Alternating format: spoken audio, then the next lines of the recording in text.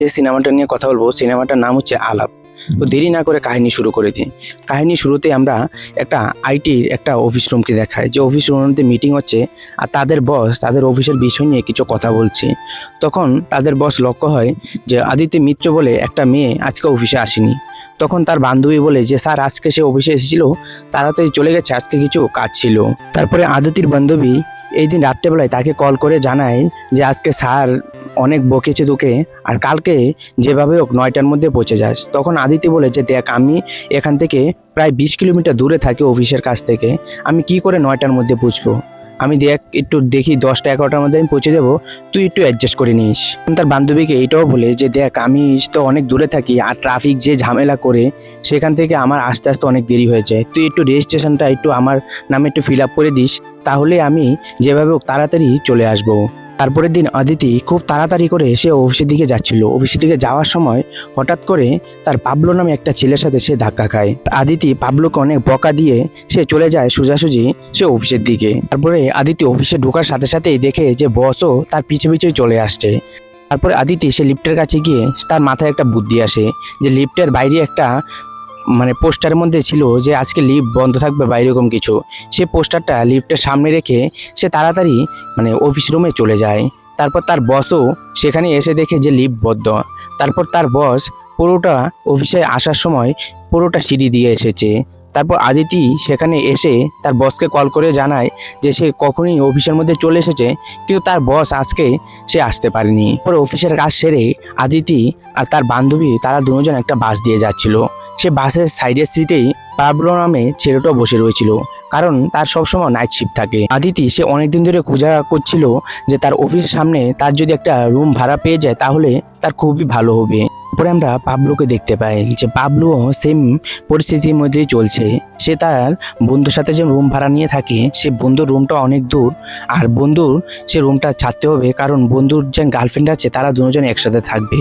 তাই জন্য পাবলোও তার বন্ধুর রুমটা ছাড়তে হবে, কিন্তু সে এখন কোনো রুমও খুঁজে পাচ্ছে না। পরে আমরা দেখতে পাই যে পাবলোর মা পাবলোকে কল করে অনেক কথাবার্তা জিজ্ঞাসা করছে যে সে কি কোনো মেয়ের ফাঁদে পড়ে গেছে কিনা, এরকম ভিন্ন ধরনের অনেক কথাবার্তা তার মা তাকে জিজ্ঞাসা করছে।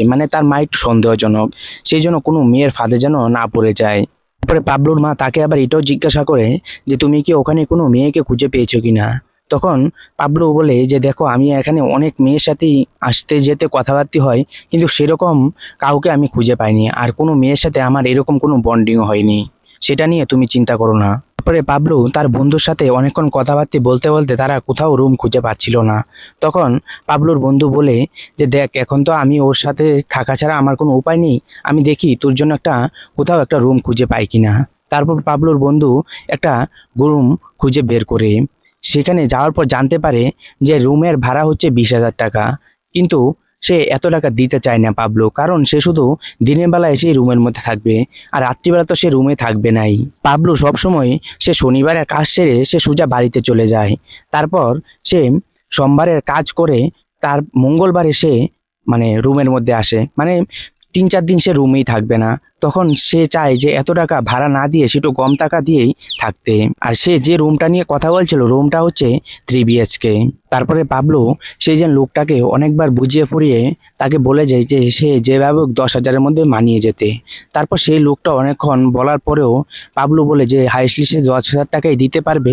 তারপরে সে 10,000 টাকার মধ্যেই রাজি হয়ে যায় সেই লোকটা। তারপরে আমরা দেখতে পাই যে পাবলো যে রুমটা নিয়ে কথাবার্তা হচ্ছিল সে রুমের মধ্যে শিফট হয়ে গেছে। তারপর সে রুমটাকে খুব সুন্দর করে গুছিয়ে নেয়। এই দিন রাতবেলায় তার বন্ধুর সাথে সে ডিনার করতে যায়। তারপর তার বন্ধুর গার্লফ্রেন্ড তাকে বলে যে তাদের কিভাবে সম্পর্কের মধ্যে এসেছে বা তাদের কিভাবে সম্পর্ক হয়েছে। তারপরে আমরা দেখতে পাই যে আদিতির অফিসের মধ্যে হঠাৎ করে পাইপ লাইনের মধ্যে সমস্যা হয়ে গেছে।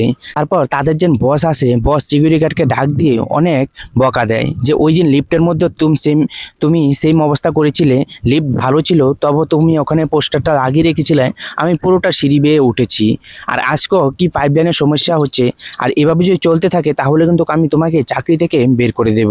তারপরে আদিতি সেই জায়গায় গিয়ে তাকে অনেক কথা বলে, তার যে বস আছে বসকে অনেক কথা বলে বুঝায় যে এসবের পিছনে ওর কোনো দায় নেই, সে অনেক কথা তার বসকে বলে।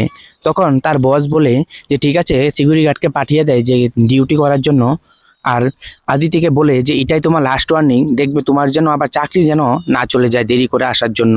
পরে সিকিউরিটি গার্ড তাকে ধন্যবাদ দিতে যায়, মানে আদিতিকে, যে তাকে বাঁচানোর জন্য। তখন সিকিউরিটি গার্ড বলছে যে আপনার যদি কোনো সমস্যা থাকে ম্যাডাম, তাহলে আপনি আমাকে বলতে পারেন, কারণ সুকুন বলে আমার একজন বন্ধু আছে, সে আপনাকে হেল্প করতে পারবে। তখনই তাদের মধ্যে এরকম কথাবার্তা হয়ে যায় যে এরকম একটা রুম আছে, রুমের মধ্যে শুধু সে লোকটা শুধু দিনের বেলায় সে ঘুমায় আর রাত্রিবেলা সে থাকে না, আর দিনের বেলা সকাল 8টার মধ্যেই রুম ছেড়ে বেরোতে হবে। তারপরের দিন আমরা দেখতে পাই যে সুকুল সে চলে গেছে পাবলুর কাছে। পাবলুকে গিয়ে সে বলছে যে দেখুন স্যার, একজন লোক এসে, মানে একজন স্যার এসে আপনার রুমের পাশের রুমটাতে থাকতে চায়, কারণ আপনি তো রাত্রিবেলা থাকেন না, সে শুধু দিনের বেলা মানে রাত্রিবেলা থাকবে আর আপনি তো দিনের বেলা থাকবেন। এরকম করে আপনি 10,000 টাকার মধ্যেই এটাই করতে পারেন, কারণ ওই লোকটা অনেক সমস্যার মধ্যে পড়ে গেছে, তাই জন্য আমাকে বলছিল। তখন পাবলো বলে যে ঠিক আছে, থাকতে দিতে পারি, কিন্তু আমি আর 10,000 টাকা করে দেবো না, আমি শুধু এখন 8,000 টাকা করে দেব। তারপর সুকুন তাকে অনেক কথা বোঝানোর পরও পাবলু বলে যে আমি এর থেকে আর বেশি টাকা দিতে পারবো না, আমি শুধু 8,000 টাকাই দেবো। এখানে সুখন সে পাবলুকে বলছিল না যে একটা মেয়ে এসে তার বাড়ির মধ্যে থাকবে, মানে রুম শেয়ার করবে, সেটা কিন্তু পাবলু জানতো না। পরে আমরা দেখতে পাই যে সুখন রাত্রিবেলায় সে আদিত্যকে নিয়ে রুমের মধ্যে চলে এসেছে। আসার পর সবকিছু বুঝিয়ে বলে দেয় যে এটা হচ্ছে আপনার রুম, আর রুমটাকে ভরিয়ে টরিয়ে রাখবেন না, কারণ পাবলু স্যার অনেক পরিষ্কার পরিচ্ছন্ন সে থাকতে চায়। সকাল 8টার মধ্যে কিন্তু আপনার বেরিয়ে যেতে হবে, কারণ পাবলু স্যার সকাল 8টার মধ্যেই এসে রুমে চলে কারণ পাবলো স্যার 8টার মধ্যেই সে রুমে চলে আসে। তারপরে তার পাশের রুমে একজন মহিলা থাকতো। সে মহিলাটা বারবার সে আদিত্যকে দেখছিল, কারণ এ রুমের মধ্যে দেখেছে একটা ছেলে থাকে, এখন দেখছে যে একটা মেয়ে থাকে। সে একটু চিন্তার মধ্যে পড়ে যায়, কারণ সে পাবলোকে যখন জিজ্ঞাসা করেছিল যে সে বিয়ে শাদী করেছে কিনা, তখন পাবলো বলেছে যে বিয়ে শাদী করেনি, কিন্তু একটা মেয়ে তো থাকছে। আর মেয়েটা সে রাত্রেবেলা দেখতে পাচ্ছে মেয়েটাকে, কিন্তু দিনের বেলা দেখতে পায় না। আর পাবলোকে তো সে দিনের বেলা দেখতে পায়, কিন্তু রাত্রিবেলা দেখতে পায় না। তারপরে আদিতি একদিন শুক্রবারে সে জানতে পারে, তারপর আদিতি একদিন জানতে পারে যে পাবলো আস্তে আস্তে মঙ্গলবারে আসবে, তাই জন্য তার বন্ধু বান্ধবদেরকে তার রুমের মধ্যে ডাক দিয়ে সে পার্টি করে রুমের মধ্যে। আর পার্টি করে সে সকালে যাওয়ার সময় পুরো রুমটাকে এভাবে ছাড়কার করে সে চলে যায়। তারপরে পাবলো যখন রুমের মধ্যে আসে, এসে তো দেখে যে রুমের অবস্থা খুবই বেহাল। তারপর সে শকুনকে ডাক দেয়, ডাক দিয়ে জিজ্ঞাসা করে যে রুমের মধ্যে পার্টি হয়েছে, সেটা তো একটু পরিষ্কার করে যাবে, আর রুমের অবস্থা যা হয়ে আছে আমি এখন কিভাবে রুমের মধ্যে থাকবো বা কিভাবে কি করব। তারপরে সে আদিতিকে কল লাগায় পাবলো। কল লাগিয়ে বলে যে আপনি যেন কালকে রাতে পার্টি করেছেন, সেটা অবস্থা দেখেছেন, কি করে রেখেছেন, কিন্তু আদিত্যকে যেন কলটা করেছে সে কলটা আদিত্য উঠায়নি, সে কলটা উঠেছিল আদিত্য নামে একটা ছেলে। তখন আদিত্য জানতো যে এরকমভাবে সে অ্যারেঞ্জ করে সেখানে কাজ করছে। তারপর তার নাম জিজ্ঞাসা করার পর সে বলে দেয় যে তার নাম আদিত্য, মানে এখনো জানতো না যে আদিতির সঙ্গে পাবলো থাকছে। তারপর তাকে অনেক কথা বলার পর পাবলো আবার সবকিছু পরিষ্কার করে নেয় রুমে। পরে এই দিন রাত্রেবেলা যখন আদিতি রুমের প্লেটের মধ্যে আসে, এসে দেখে যে প্লেট পুরো পরিষ্কার করে রেখে দিয়েছে, মানে কোথাও যে পার্টি করেছিল এরকম কোনো সিম্বলই পাচ্ছে না সে প্লেটের মধ্যে। তারপরে এই দিন সকালবেলায় হঠাৎ করে সুকন আসে, বলছে যে তাড়াতাড়ি করে আপনাকে রুম ছেড়ে যেতে হবে, কারণ পাবলো চা রুমের মধ্যে আসছে। আর রুমের মধ্যে এসে যদি দেখে যে রুমের অবস্থা এরকম, তাহলে কিন্তু আমাকে প্রচুর মারধর করবে। তারপর আদিতি বলে যে সকাল সকাল আমি কোথায় যাব। তারপর আদিতিকে তার বান্ধবীর ফ্ল্যাটের মধ্যে পাঠিয়ে দেয়। পরে রুমের মধ্যে পাবলো এসে তার একটু কিরকম ফিল হচ্ছিল যে রুমের মধ্যে কোনো মেয়ে থাকে, কারণ মেয়েরা যে বডি স্প্রে ইউজ করে তার স্মেলটা এরকমই আসছিল, কিন্তু সে বুঝতে পারছিল না যে সত্যি কি তার রুমের মধ্যে কোনো মেয়ে থাকে। পাবলোরও তার যে বডি স্প্রের স্মেলটা আছে আদিতি, সে স্মেলটাও তার খুব ভালো লাগছিল। তারপর থেকেই তাদের মধ্যে কথাবার্তা, ফ্রিজের মধ্যে যে কিছু কাগজ রাখা, মানে কাগজের মধ্যে লেখে তাদের এসব নিয়ে কথাবার্তা হতো, মানে হোয়াটসঅ্যাপে তাদের সঙ্গে কোনো সময় তাদের কোনো কথাবার্তা হয় না, যা লেখে এখানেই তাদের কথাবার্তা হয়। আর পাবলো যা রান্না করতো আদিতি এসে খেয়ে নিত, আর আদিতি কিছু রান্না করে গেলে পাবলো এসে খেয়ে নিত, মানে তাদের বন্ডিংটা খুবই ভালো হয়ে যাচ্ছিল। দিন পাবলো সে রুমের মধ্যে গিয়ে দেখে যে মেয়েদের চুল পড়ে আছে। এসব দেখে তো সে বুঝে ফেলেছে যে রুমের মধ্যে কোনো মেয়ে আছে। তারপর সে সুকনকে কল করে আনে, এনে বলে যে কে তোমাকে এত সাহস দিয়েছে যে আমার রুমের মধ্যে এনে আমাকে না জানিয়ে তুমি একটা মেয়েকে রাখছো। তখন সুকন পাবলোকে বলে যে স্যার দেখুন, আমি চাইনি রাখতে, কিন্তু ম্যাডামটা অনেক পরিস্থিতির মধ্যে আপনার মতনই সমস্যার মধ্যে পড়ে গেছিলো যে সে কোনো রুম পাচ্ছে না, আর ম্যাডামটা চাকরিও চলে যেত, তাই জন্য এভাবে আপনার রুমটাই দিয়েছি। আপনি তো এই রুমটা কোনো জানো না, বা আপনি এই রুমটা ইউজও করেন না। তারপরে এদিনই হঠাৎ করে তার বাবার কল আসে পাবলুর। তার বাবা বলছে যে আজকে আমরা তোমার মাকে নিয়ে তোমার কাছে আসবো। তখন পাবলু বলে যে আজকেই কেন আসবে, অন্য সময় আসো। তখন বলে যে অন্য সময় কেন, আমরা তো চলে এসেছি তোমার প্লেটের কাছাকাছি। আর এসব শুনে তো পাবলুর পুরো মাথা গরম হয়ে যায়। তারপর সে সুকনের কাছে চলে যায়, সুকনকে গিয়ে বলে যে দেখো আমার মা বাবা আসছে, এখন আমি তাদেরকে কোথায় নিয়ে রাখবো। পাবলোর মা বাবা আসার কারণ হচ্ছে পাবলোর মার শরীর খুবই খারাপ, তাই জন্য ডাক্তার দেখাতে তারা সিটির মধ্যে এসেছে। তারপরে পাবলোর মা বাবা যখন সে নিচে আসে, তারপর পাবলু গিয়ে বলে যে তুমি আমাদের রুমে থাকতে পারবে না, কারণ আমাদের রুমে আমি একটা ছেলের সাথে রুম শেয়ার নিয়ে থাকি। তখন পাবলুর মা বলছে যে তুই তো আমাদেরকে একথা বলিসনি খোকা। তারপর পাবলু বলে যে হয়তো ভুলে গেছি, কিন্তু রুমের অবস্থা খুবই বেহাল করে রেখেছে, চলো তোমরা তো 2-3 দিন থাকবে, আমরা বাইরে রুম ভাড়া নিয়ে থেকে যাবো। তারপর তোমরা কাজ সেরে তোমরা বাড়িতে চলে যাবে, আমি আমার কাজে চলে যাব। কিন্তু এখানে কোনো থাকারই দরকার নেই, কারণ রুমের অবস্থা সেই ছেলেটা খুব বেহাল করে রেখেছে। তারপরে সুকন সে ম্যাডাম মানে তারপরে সুকন সে পাবলুকে ডাক দিয়ে বলে যে এসব নিয়ে কোনো চিন্তা করার দরকার নেই, ম্যাডাম 2-3 দিন আসবে না, তাহলে আপনি আমরা মাকে নিয়ে মা বাবাকে নিয়ে আপনার রুমে গিয়ে থাকতে পারেন। তারপর পাবলু সে বলে যে সত্যি। তারপর পাবলু তার মা বাবাকে তাদের রুমে নিয়ে যায়। রুমে যাওয়ার পরেই পাবলুর মা মনে সন্দেহ ছিল যে ছেলে কোনো মেয়েকে নিয়ে রুমের মধ্যে থাকে, কারণ রুমের মধ্যে যাওয়ার পরেই তার মা বড় বড় চুল পাচ্ছিল, তারপর আয়নার মধ্যে ক্লিপ রাখা অনেক কিছু সে খুঁজে পাচ্ছিল। তার মার মনে মনে সন্দেহ হচ্ছিল যে পাবলু কোনো না কোনো মেয়ের সাথে তো রুমের মধ্যে থাকে।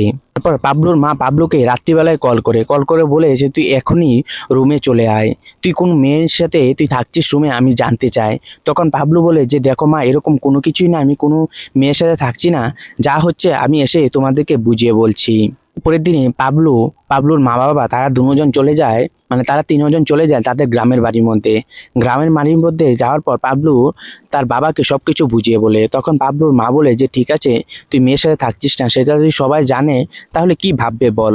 আর দেখ, আমার একটা পছন্দ করা একটা মেয়ে আছে, তুই ওই মেয়েটাকে জানি, তার নাম হচ্ছে সাদি, তাকে গিয়ে তুই কথাবার্তি বল, তারপর যদি তোদের মধ্যে ভালো আলোচনা হয়ে যায় তাহলে আমি বিয়ে করিয়ে দেব। তখন পাবলু বলে যে এখন আমি কোনো বিয়ে শাদী করতে চাই না।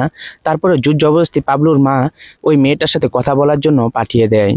তারপরেই পাবলু চলে যায় ওই মেয়েটার সঙ্গে দেখা করার জন্য। সেখানে গিয়ে দেখতে পায় যে মেয়েটা অনেক সাধারণ, আর তার মনের মধ্যে কোনো এরকম কোনো আলাপ আলোচনাই নেই যে পাবলু কোথায় কি করছে বা কিছু। সেও পাবলুকে খুবই পছন্দ করে। তারপর তাদের মধ্যে অনেকক্ষণ কথাবার্তা হওয়ার পর পাবলু তাকে বলছিল যে আমার রুমের মধ্যেও একজন থাকে, তার সঙ্গে আমার কোনো সময় দেখা হয় না। তখন সেই মেয়েটা হঠাৎ করে বলে ওঠে যে সে ছেলেটার সঙ্গে কি তোমার কোনো সময় দেখা হয় না?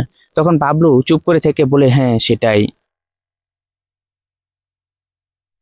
তারপরে পাবলু সেই মেয়েটাকে বলে দেয় যে দেখো, এখন আমি কোনো বিয়ে শাদী করতে চাই না, আর কিছুদিন আমরা দুজন কথাবার্তা বলে আমাদের মানে কিরকম মানসিকতা সেটা আমরা মিল পেলেই তাহলে আমরা বিয়ে শাদী করব। তখন সেই মেয়েটা বলে যে হ্যাঁ, এটা তো আমি রাজি আছি, সেটা নিয়ে কোনো টেনশন নেই। তারপরের দিনই পাবলু সে চলে আসে তার ফ্ল্যাটের মধ্যে, আর সেখান দিয়ে আমরা জানতে পাই যে আদিতি সে দিল্লি চলে গিয়েছিল একটা ইন্টারভিউ দেওয়ার জন্য, তার চাকরি যেন সেখানেই হয়ে যায়। আর একটা কথা হচ্ছে আদিতি তার বাড়ি দিল্লিতেই, সে এখানে এসে শুধু থাকতো মানে কাজের সূত্রেতে। তারপরে আর পাবলু যখন রুমের মধ্যে যায়, রুমের মধ্যে গিয়ে দেখে যে আদিতির শরীর খারাপ আর একটা স্ক্রিপ্ট রাখা আছে মানে ডাক্তারের। তখনই সে বুঝতে পারে যে ওই মেয়েটার নাম অন্য আদিত্য নয়, সেই মেয়েটার নাম হচ্ছে আদিতি মিত্র। পরে পাবলু সে মেয়েটার যেন শরীর খারাপ, তাই জন্য পাবলু দোকান থেকে অনেক রকমের ফল ফসাদি এনে ফ্রিজের মধ্যে রেখে দেয়, আর বলে দেয় মানে কাগজটা টাঙিয়ে যে তা খুব তাড়াতাড়ি ভালো হয়ে যাওয়ার জন্য। তারপরে থেকে তাদের মধ্যে মানে দেখাবাতি তো হয় না, কোনো কিছুই হয় না, কিন্তু তাদের মধ্যে একটা ভালোবাসা চলে এসেছে একজনে একজনের প্রতি, যে তারা একজন রান্না করে যেত আরেকজনের সে খেত, আরেকজন রান্না করেছে তো আরেকজনের সে খেত। তাদের শরীর খারাপ আছে মানে পোল পাবলো রুমের মধ্যে ফল ফসারি দিয়ে রেখে গেছে ফ্রিজের মধ্যে, যে শরীরটা যেন তাড়াতাড়ি ভালো হয়ে যায়। এরকম ভাবে তাদের মধ্যে একটা ভালো একটা অ্যাট্রাকশন চলে এসেছে। পরে আদিতির বান্ধবী তাকে বলে যে দেখ, একদিন তুই তাকে আমাদের রুমের মধ্যে ডাক দিয়ে বল, দেখ না ছেলেটা কিরকম হ্যান্ডসাম ছেলে, বা তোর সঙ্গে কিরকম কানেক্ট হবে না কি, তুই একবার তাকে বলেই ফেল যে এখানে আসার জন্য। পর আদিত্য রাজি হয়ে যায়, কিন্তু সে সময় নাইজা থেকে তার যেখানে সে ইন্টারভিউ দিয়ে এসেছিল সেখান থেকে তার চাকরি অফার চলে আসে। তারপর তার হাতে আর কোনো রাস্তা ছিল না। তারপর একদিন সে তাড়াতাড়ি করে সে দিল্লিতে চলে আসে। আর দিল্লিতে আসার পরও তার একটা ফ্রেন্ড তাকে হেল্প করছিল। তারপর পাবলু যখন রুমের মধ্যে যায়, রুমের মধ্যে গিয়ে দেখে যে ওই স্মেলটা বা ওরকম আর কোনো কিছুই সে খুঁজে পাচ্ছে না। আর ফ্রিজের মধ্যে যা লেখাগুলি ছিল সবগুলিও নেই। তারপর তার মনের মধ্যে চিন্তা হয়। তারপর সে যখন রুমটা খুলেও দেখে যে রুমের মধ্যেও কেউ নেই। পাবলু সে যখন রুমের মধ্যে আসে, এসেই দেখে যে তার এরকম অবস্থা।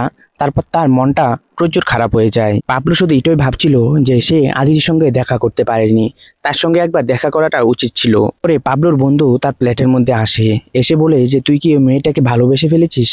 তখন পাবলু বলে যে দেখ, ভালোবাসি সেটা বিষয় না, কারণ আমি অফিসের মধ্যে কত মেয়ের সাথে আমার দেখা হয়, কিন্তু এরকম অ্যাট্রাকশন কারোর সাথেই হয়নি। আদিতিরও সেখানে দিল্লির মধ্যে সেম অবস্থা হচ্ছিল, কিন্তু আদিতি সে নিজেকে নিজে কন্ট্রোল করে ফেলেছে।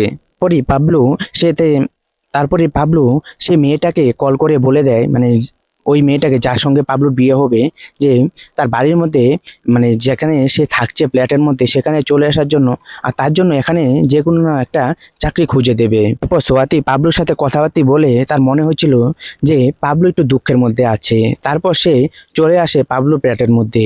সোয়াতি তার ফ্ল্যাটের মধ্যে আসার পর পাবলু তাকে সবকিছু খুলে বলে দেয় যে আদিতির সঙ্গে তার কিরকম সম্পর্ক ছিল বা তাদের মধ্যে কিরকম বন্ডিং হয়ে গেছিল, সবকিছু তাকে খুলে বলে। পর সোয়াতিকে পাবলু এটাও বলে যে এই প্লেটটাকে আমি ছেড়ে অন্য একটা প্লেটের মধ্যে শিফট হয়ে যেতে চাই, আর এই প্লেটে যা কিছু আছে সে এখানেই থাকবে, আমি এখান থেকে কোনো কিছু নিয়ে যাব না। তারপর সোয়াতি বলে যে তুমি কি নিজেকে নিজে কষ্ট দিতে চাচ্ছ, না নিজেকে নিজেই পাল্টাতে চাচ্ছ, কোনটা করতে চাচ্ছ তুমি? তারপরে একদিন হঠাৎ করে একটা মিটিং হচ্ছিল, সেই মিটিং এর মধ্যে সোয়াতিও ছিল, পাবলুও ছিল, আর আদিতিও ছিল। আদিতি যখন বলে যে তার নাম হচ্ছে আদিতি মিত্র, তখন তো পাবলুর পুরো ব্রেনই উড়ে যায়।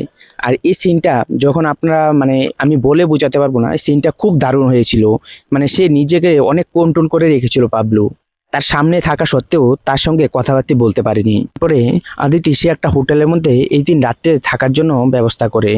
তারপর আদিতি যে বান্ধবীটা ছিল সে তাকে একটা লেটার দেয়, আর লেটারটা খুলে দেখে যে তাদের মধ্যে যে কথাবার্তা হয়েছিল সে সবকিছু কাগজ পাবলু তার জন্য পাঠিয়েছে। পাবলু আদিতিকে বলে যায় যে একটা রেস্টুরেন্টের মধ্যে আসার জন্য। তারপর আদিতিও খুব রাজি হয়ে যায়, মানে তার মনে অনেক খুশি চলে আসে যে সে পাবলুর সাথে সে দেখা করবে। পরে পাবলু সে যখন তার রুমের মধ্যে যায়, রুমের মধ্যে গিয়ে তার যে পাশের রুমে ওই মহিলাটা থাকতো, মহিলাটা দরজাটা যখন খুলে সে স্মেলটা আবার পাবলু খুঁজে পায়। সেই স্মেলটা তো তার মনে অনেক ফিলিং দিচ্ছিল। তারপর দরজা খুলে দেখে যে সে হচ্ছে পেবলো, মানে তারা একজন একজন প্রথমেই তাদেরকে দেখা হয় তাদের সাথে। তারপরে রুমে আসার পর সোয়াতি তাকে জিজ্ঞাসা করে যে তুমি কি আদিতিকে ভালোবাসো কি না, তুমি মন থেকে বলে দাও, কারণ মনের মধ্যে তুমি কষ্ট রেখে লাভ নেই। পরে তারা যেন একটা রেস্টুরেন্টে যাওয়ার কথা ছিল, তারপরের দিন তারা যায়। আর সেখানে আদিতি যাওয়ার পর সেখানে সোয়াতি আসে। সোয়াতি এসে তাকে বলে দেয় যে তার সঙ্গে তার বিয়ে ঠিক হচ্ছে। এরকম কথা শুনে তো আদিতির পুরো মনটাই ভেঙে যায়। তারপর সেই জায়গার মধ্যেও পাবলু চলে আসে। তারপর পাবলু তাকে বলে যে ওই দিন মিটিংও তার সঙ্গে তার দেখা হয়েছিল, কিন্তু সে ইচ্ছে করে তার সঙ্গে কাছে যায়নি। তারপর তার পাশের রুমে যেন মহিলাটা থাকতো, মহিলাটার কাছে আদিতি একটা লেটার রেখে দিয়ে যায়। আর এই লেটারের মধ্যে ছিল যে সোয়াতি অনেক একটা ভালো মেয়ে, তুমি সোয়াতিকে বিয়ে করে নাও আর তার সঙ্গে খুব ভালোভাবে সংসার ধর্ম করো। আর আমি চলে যাচ্ছি দিল্লিতে, আর আমাদের সঙ্গে আর কোনো সময় দেখা হবে না। এসব কথা বলেই তারা এখানে পুরো সিনেমাটা শেষ হয়ে যায়। আর এই সিনেমাটা আপনাদের কীরকম লেগেছে অবশ্যই কমেন্ট করে জানাতে ভুলবেন না। আর এরকম সিনেমা পেতে অবশ্যই কমেন্ট করে জানিয়ে রাখবেন। আর এই সিনেমাটার কাহিনীটা আমার অনেক দিন পর বাংলা সিনেমার কাহিনীর মধ্যে খুব দারুণ লেগেছে। লাস্টে সিনেমাটা একটু স্লো হয়ে গেছে, কিন্তু কাহিনীটা খুব ভালোভাবেই তুলে ধরেছে। আমার তো খুব ভালো লেগেছে। আপনাদের কীরকম লেগেছে সেটা অবশ্যই জানাবেন।